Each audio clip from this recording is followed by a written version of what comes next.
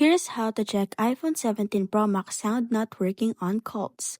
So the first thing that you're going to do is go to the settings of your iPhone and then afterwards go to the search option and search for call.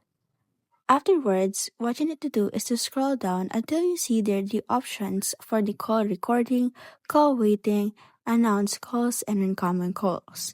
Usually, problems like these are on incoming calls. Make sure that when your iPhone is unlocked, the incoming calls will notify on the banner option.